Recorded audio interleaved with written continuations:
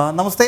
IPL-ൽ രാജസ്ഥാനും ഗുജറാത്തും ജയത്തോടെ തുടങ്ങി. രാജസ്ഥാൻ്റെ ജയം ലക്നൌവിനെതിരെയും ഗുജറാത്തിൻ്റെ ജയം മുംബൈക്ക് എതിരെയുമാണ്. ഇന്നത്തെ പോരാട്ടത്തിലേക്ക് വന്നാൽ ഇന്ന് RCB ഇറങ്ങുന്നുണ്ട്. പഞ്ചാബ് കിങ്സാണ് RCBയുടെ എതിരാളികളായിട്ട് വരുന്നത്. എന്തായാലും എല്ലാ പ്രേക്ഷകർക്കും IPL ആവേശത്തിലേക്ക് ഒരിക്കൽ കൂടി സ്വാഗതം.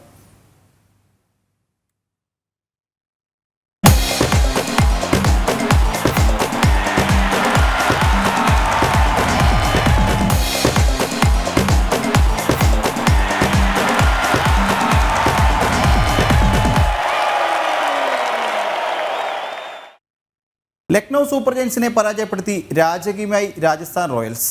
20 റൺസിനാണ് ലക്നൌവിനെ രാജസ്ഥാൻ പരാജയപ്പെടുത്തിയത്. ബാറ്റിങ്ങിലും നായകനായും കളം നിറഞ്ഞ മലയാളി താരം സഞ്ജു സാംസണാണ് കളിയിലെ താരം.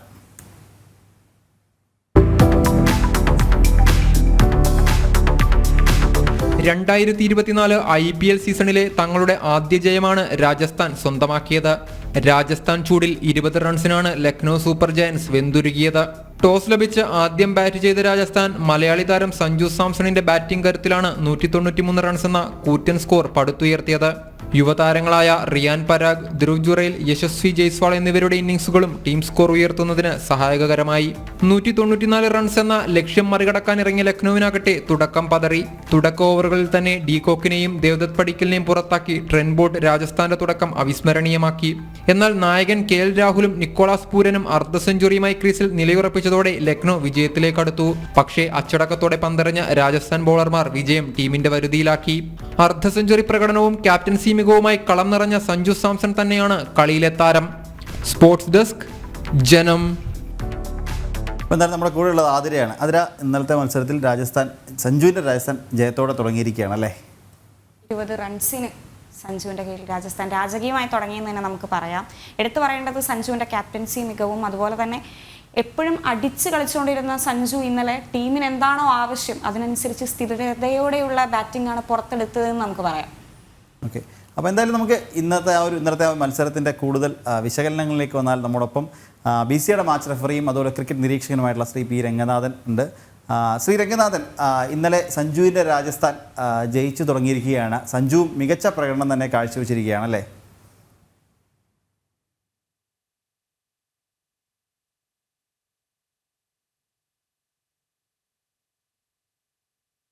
സാർ മ്യൂട്ടൊന്ന് മാറ്റുമോ?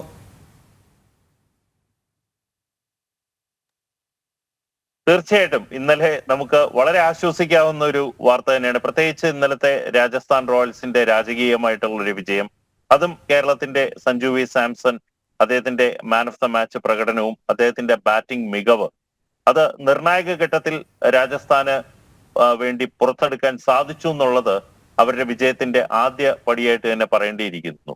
അത് മാത്രമല്ല, ഇന്നലെ നമ്മൾ ആ ഒരു ഇന്നിങ്സ് നോക്കുകയാണെങ്കിൽ അദ്ദേഹം വിക്കറ്റ് നഷ്ടപ്പെടുത്താതെ ജുറൈലുമായിട്ട് ചേർന്ന അവസാന ഓവറുകളിലുള്ള പ്രകടനം, ഇന്ത്യയുടെ ഇപ്പോൾ പുതിയ ഒരു താരോദയമായിട്ടുള്ള വിക്കറ്റ് കീപ്പർ ബാറ്റ്സ്മാൻ ആയിട്ടുള്ള ജുറൈൽ, അദ്ദേഹം അവസാന ഓവറുകളിൽ ബാറ്റ് ചെയ്ത ശൈലി, ഇരുവരും ചേർന്ന് പടുത്തുയർത്തിയ ഒരു മികച്ച ടോട്ടൽ, അത് വളരെ ക്രൂഷ്യലായിരുന്നു. കൂടാതെ ട്രെന്റ് ബോൾട്ടിന്റെ ബോളിംഗ് മികവ്, തുടക്കത്തിലെ അദ്ദേഹത്തിന്റെ ഉജ്ജ്വലമായിട്ടുള്ള ഒരു സ്പെല്ല്, ആ ഒരു സ്പെല്ലോട് കൂടി തന്നെ മികച്ച ഒരു വിജയത്തിലോട്ട് രാജസ്ഥാൻ എത്തിപ്പെടുന്ന ആ ഒരു നിലവാരം. എന്തായാലും KL രാഹുലിനും പൂരനും ആ ഒരു സ്കോർ മറികടക്കാനായില്ലെങ്കിലും ഒരു ആധികാരിക വിജയം രാജസ്ഥാന് കരസ്ഥമാക്കാൻ ഇന്നലെ സാധിച്ചു. എന്നാൽ ഇന്നലത്തെ മത്സരം, അത് ആദ്യത്തെ മത്സരം അതായിരുന്നു. ഇന്നലത്തെ രണ്ടാമത്തെ മത്സരത്തിലേക്ക് വന്നാൽ മുംബൈ ഗുജറാത്ത് മത്സരം തന്നെയായിരുന്നു. ഹർദിക് പാണ്ഡ്യയുടെ ക്യാപ്റ്റൻസിയിൽ ആദ്യ മത്സരത്തിന് ഇറങ്ങിയ മുംബൈ ഇന്ത്യൻസിന് തോൽവി ഏറ്റുവാങ്ങേണ്ടി വന്നു. ഗുജറാത്ത് ടൈറ്റൻസിനോട് 6 റൺസിനാണ് മുംബൈയുടെ തോൽവി. ഗുജറാത്ത് ഉയർത്തിയ 169 റൺസ് വിജയലക്ഷ്യം പിന്തുടർന്ന മുംബൈയുടെ ഇന്നിങ്സ് 162 റൺസിന് അവസാനിക്കുകയായിരുന്നു. രോഹിത് ശർമ്മയും ഡെവാൾഡ് ബ്രവീസും മികച്ച കൂട്ടുകെട്ടിലൂടെ സ്കോർ ഉയർത്തിയെങ്കിലും അത് ഫിനിഷ് ചെയ്യാൻ മുംബൈ നിരയിലുള്ള താരങ്ങൾക്ക് സാധിച്ചില്ല. അതിന്റെ കാര്യത്തിലേക്ക് വന്നു കഴിഞ്ഞാൽ ഒരു മുംബൈ ആരാധകനാണ്. ദൈവത്തിന്റെ പോരാളികൾ തോറ്റു തുടങ്ങുമെന്ന് 12 വർഷമായിട്ട് കേൾക്കുന്നതാണ്. അപ്പോൾ ഇന്നലത്തെ തോൽവി എന്ന് പറഞ്ഞാൽ പാണ്ഡ്യയ്ക്ക് കീഴിൽ ആദ്യമായിട്ട്, പാണ്ഡ്യയുടെ ക്യാപ്റ്റൻസിയിൽ ആദ്യമായിട്ടാണ് മുംബൈ ഇന്നലെ കളിക്കാൻ ഇറങ്ങിയത്. അപ്പോൾ ആ ഒരു തോൽവിയെ ഒരു മുംബൈ ആരാധകൻ എന്നതിനപ്പുറം ഒരു ക്രിക്കറ്റ് സ്നേഹി എന്നുള്ള നിലയിൽ നിങ്ങൾ എങ്ങനെയാണ് നോക്കിക്കാണുന്നത്? ഇന്നലത്തെ മത്സരത്തിൽ എനിക്ക് തോന്നിയത് മുംബൈ മികച്ച പ്രകടനം തന്നെ കാഴ്ചവെച്ചിരുന്നു. രോഹിത് ശർമ്മ അദ്ദേഹം മികച്ച രീതിയിൽ അദ്ദേഹത്തിന് ഒരു പ്രകടനം കാഴ്ചവെച്ചിരുന്നു. അതുപോലെ തന്നെ ഡെവാൾഡ് ബ്രെവിസ് എന്ന താരം അദ്ദേഹം ഇമ്പാക്ട് പ്ലെയറായി വന്ന മത്സരത്തിനൊരു ഇമ്പാക്റ്റ് ഉണ്ടാക്കുകയും ചെയ്തു. പക്ഷേ എന്നാൽ അത് ഫിനിഷ് ചെയ്യാൻ മുംബൈക്ക് ആയില്ല എന്നുള്ളത് ഒരു എടുത്തു പറയേണ്ട കാര്യം തന്നെയാണ്.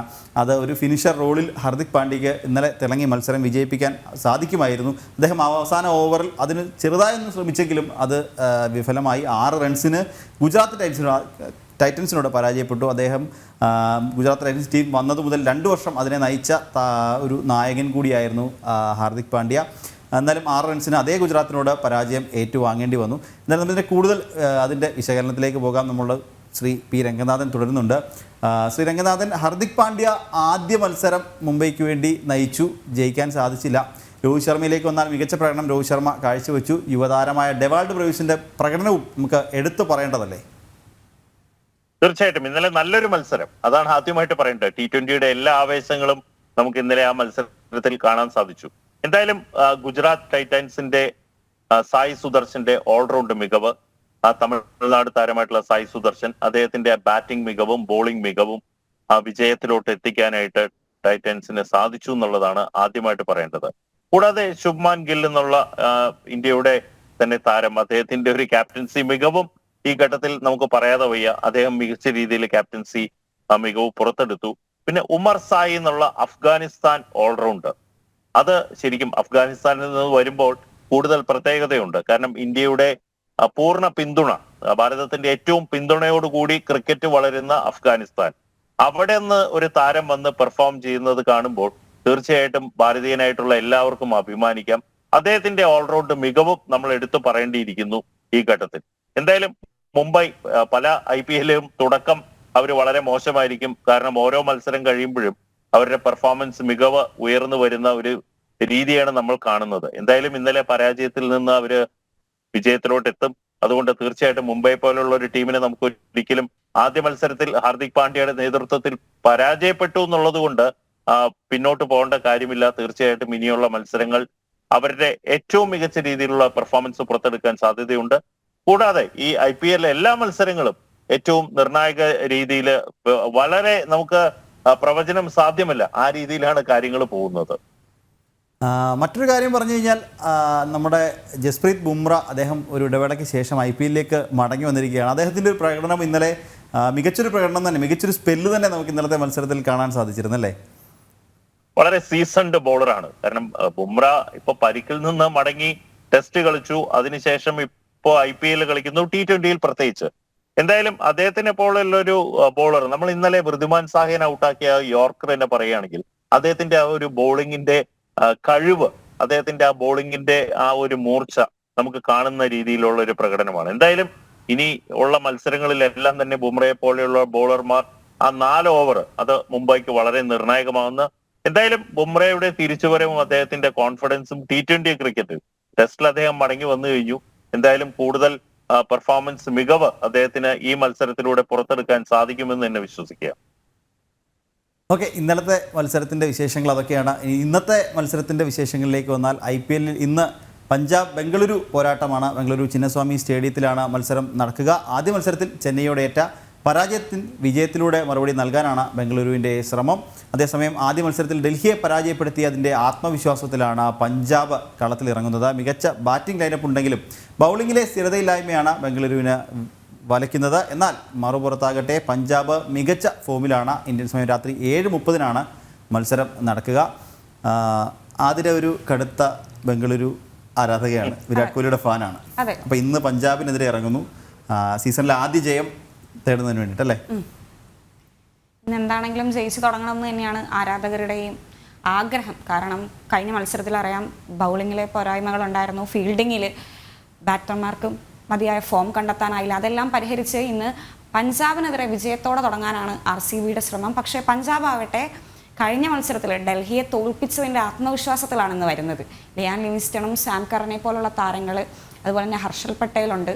അവരെല്ലാവരും തിളങ്ങിയ ചിലപ്പോൾ RCB ഒന്ന് വിറച്ചേക്കും. പക്ഷെ അതിനെല്ലാം അതിജീവിച്ച് ഇന്ന് വിജയം, സ്വന്തം കാണികൾക്ക് മുമ്പിൽ വിജയം, അത് മാത്രമാണ് ഇന്ന് RCBയുടെ ലക്ഷ്യം. RCB ജയിക്കാൻ വേണ്ടിയിട്ടാണ് ഞാൻ ഉൾപ്പെടെയുള്ള ആരാധകരും കാത്തിരിക്കുന്നത്. ഓക്കെ, ശ്രീരംഗനാഥൻ, ഇന്ന് ഈ പറഞ്ഞതുപോലെ തന്നെ രണ്ട് ടീമുകൾ ഏറ്റുമുട്ടുന്നുണ്ട്. ആദ്യ മത്സരത്തിൽ പരാജയപ്പെട്ട ബംഗളൂരുവും അതുപോലെ ആദ്യ മത്സരത്തിൽ ഡൽഹിക്കെതിരെ വിജയം സ്വന്തമാക്കിയ പഞ്ചാബും ഇറങ്ങുകയാണ്. ഇന്നത്തെ ഈ മത്സരത്തെ താങ്കൾ എങ്ങനെയാണ് നോക്കിക്കാണുന്നത്? നല്ലൊരു മത്സരം, വീണ്ടും ഒരു തുല്യ ശക്തികൾ തന്നെ വിശേഷിപ്പിക്കേണ്ടിയിരിക്കുന്നു. കൂടാതെ ഡുപ്ലിസസ്, കിങ് കോഹ്ലി, വിരാട് കോഹ്ലി ഇവരുടെയൊക്കെ പെർഫോമൻസ് മികവ് ഇന്ന് വളരെ നിർണായകമാണ്. ഇപ്പൊ ബാറ്റിംഗിൽ നല്ലൊരു സ്കോർ പടുത്തുയർത്താൻ സാധിച്ചാലും ബോളിംഗിൽ കൂടെ അവരുടെ പ്രകടനം പുറത്തെടുക്കേണ്ടിയിരിക്കുന്നു. മറുവശത്ത് പഞ്ചാബ് അങ്ങനെയല്ല. അവർക്ക് ആദ്യ വിജയം അവർക്ക് കൂടുതൽ ആത്മവിശ്വാസം ഈ മത്സരത്തിന് വരുമ്പോൾ അവർക്ക് നൽകും. പ്രത്യേകിച്ച് ലിവിങ്സ്റ്റണിനെ പോലെയുള്ള താരങ്ങൾ, അവരുടെ ബാറ്റിംഗ് മികവ്, സാം കറനെ പോലെയുള്ള ഓൾറൗണ്ട്, കൂടാതെ ശിഖർ ധവാൻ, അദ്ദേഹം എന്നും വളരെ എക്സ്പീരിയൻസ്ഡ് ആയിട്ടുള്ള ഒരു ബാറ്ററാണ്, ഇന്ത്യൻ ബാറ്റർ. അദ്ദേഹത്തിന്റെ ക്യാപ്റ്റൻസി, അതെല്ലാം വെച്ച് നോക്കുകയാണെങ്കിൽ ഒരു നല്ല മത്സരം തന്നെ ഇന്ന് നമുക്ക് ചിന്നസ്വാമി സ്റ്റേഡിയത്തിൽ കാണാൻ സാധിക്കും. ബംഗളൂരുവിനെ സംബന്ധിച്ച് ബൗളിംഗ് അവർക്കൊരു തലവേദന തന്നെയാണ്. കാരണം സിറാജ്, ഇന്ത്യക്ക് വേണ്ടി മികച്ച പ്രകടനം നടത്തുന്ന സിറാജ് IPL കഴിഞ്ഞ മത്സരത്തിൽ അതിൻ്റെ നിഴൽ പോലും ആവാൻ സാധിച്ചില്ല. ബൗളിംഗ് ഒരു RCBക്ക് ഒരു തലവേദന തന്നെയല്ലേ? തീർച്ചയായിട്ടും അത് എല്ലാ സീസണിലും അത് കാണുന്നതാണ്. കാരണം ബോളിംഗ് ആണ് അവരെ മത്സരത്തിൽ പരാജയപ്പെടുത്തുന്നത്. അവർക്ക് ഒരു കൺസിസ്റ്റന്റ് ആയിട്ട് അവർക്ക് ബോളേഴ്സ് അവരുടെ പെർഫോമൻസ് മികവ് പുറത്തെടുക്കാൻ സാധിക്കുന്നില്ല. പക്ഷേ അത് നന്നായിട്ട് വിനിയോഗിക്കാൻ, പ്രത്യേകിച്ച് സിറാജിനെ പോലെയുള്ള ബോളർമാർക്ക്, അവർക്ക് ബുംറ മുംബൈക്ക് വേണ്ടി എറിഞ്ഞ ശൈലിയിൽ അദ്ദേഹത്തിന്റെ ബോളിംഗ് മികവ് പുറത്തെടുക്കാൻ സാധിച്ചു കഴിഞ്ഞാൽ RCBക്ക് ആ ഒരു കടമ്പ കൂടെ കടക്കാൻ സാധിക്കും. പക്ഷെ ഇവിടെ അല്ല. കഴിഞ്ഞ പല സീസണുകൾ വരെയായിട്ട് നോക്കുകയാണെങ്കിൽ RCBയുടെ പെർഫോമൻസ്, ബോളിംഗിന്റെ കുറവ്, നിർണായക ഘട്ടത്തിൽ ബാറ്റർമാരും പരാജയപ്പെടുന്ന കാഴ്ച നമുക്ക് കണ്ടു. അതും ഒരു തോൽവിയുടെ കാരണമായിട്ട് തന്നെ പറയേണ്ടിയിരിക്കുന്നു. കാരണം കഴിഞ്ഞ മത്സരത്തിൽ ചെന്നൈയോട് ബാറ്റർമാരും പരാജയപ്പെടുത്തുന്ന ഒരു രീതിയാണ് നമ്മൾ കണ്ടത്. അതെല്ലാം പരിഹരിച്ച് അവർക്ക് വിജയത്തിലോട്ട് വന്നാൽ മാത്രമേ കോൺഫിഡൻസ് ലെവലിലെ പ്ലേയേഴ്സിന് കൂടുതൽ വരാൻ സാധിക്കുകയുള്ളൂ. ഓക്കെ, വളരെയധികം നന്ദി ശ്രീ പി രംഗനാഥൻ. ഇന്നലത്തെയും ഇന്നത്തെയും മത്സരത്തിൻ്റെ വിശകലനം, വിലയിരുത്തലൊക്കെ ആയിട്ട് എത്തിയത്. എന്തായാലും IPL ആവേശത്തിൻ്റെ ഈ ഒരു സമയം ഇവിടെ പൂർണ്ണമാവുകയാണ്. ഇന്നത്തെ ബംഗളൂരു പഞ്ചാബ് പോരാട്ടത്തിൻ്റെ വിശേഷങ്ങളോട് നമുക്ക് നാളെ രാവിലെ വീണ്ടും എത്താം. ഇതേ സമയം 8:15 നമുക്ക് വീണ്ടും എത്താം. എന്തായാലും ഇന്നത്തെ IPL ആവേശത്തിൻ്റെ സമയം ഇവിടെ പൂർണ്ണമാവുകയാണ്. നല്ലൊരു ദിവസം എല്ലാ പ്രേക്ഷകർക്കും ആശംസിച്ചുകൊണ്ട് ഈ ഒരു സമയം ഇവിടെ പൂർണ്ണമാവുകയാണ്. നമസ്തേ.